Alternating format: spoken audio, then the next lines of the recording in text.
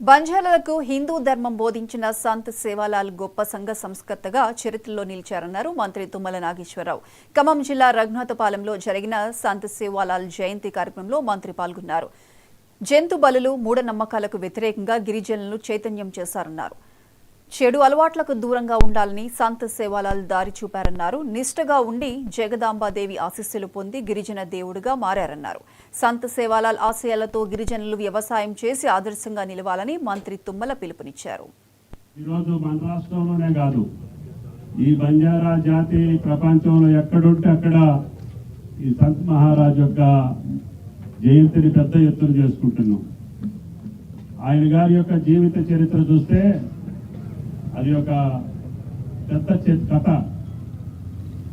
ఆ మహానుభావుడు 17వ శతాబ్దంలో పుట్టి ఈ జాతికి నేను సేవ చేయాలి, ఈ బంజారా జాతిని మేలుకొల్పాలి, వీళ్ళని సమాజంలో ముందుకు తీసుకెళ్ళాలి, కాబట్టి నా జీవితం బంజారా జాతి యొక్క మేలు కోసం, మంచి కోసం నా జీవితాన్ని అర్పిస్తానని చెప్పి ఆయన ప్రతిజ్ఞ పూని మన జాతి యొక్క భవిష్యత్తు కోసం ఆయన జగదాంబాదేవికి భక్తుడిగా మారారు.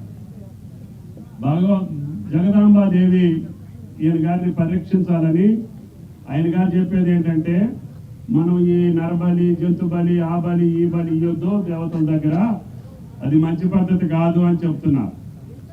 అంటే జగదాంబాదేవి మహారాజుని ఎట్లయినా సరే పరీక్షించాలా, ఏంటి ఈయన కథ, ఈయన ఏం చెప్తుండో అది నిజమా కాదా అని చెప్పి ఆ తల్లి, ఏమయ్యా మరి నీకు జంతు బలి ఇవ్వాలంటే నీ మెడకాయ తీసేస్తా, ఏం చేయమంటావు అంటే, తీసేయండి, నా మెడ తీసేసేసి నా శిరస్సు ఖండించండి, కానీ నా జాతి ఈ యొక్క నరబలి కానీ, మత్తు పదార్థాలకు కానీ, ఇటువంటి దుర్లక్షణాలకి నా జాతి దూరంగా ఉండాలి.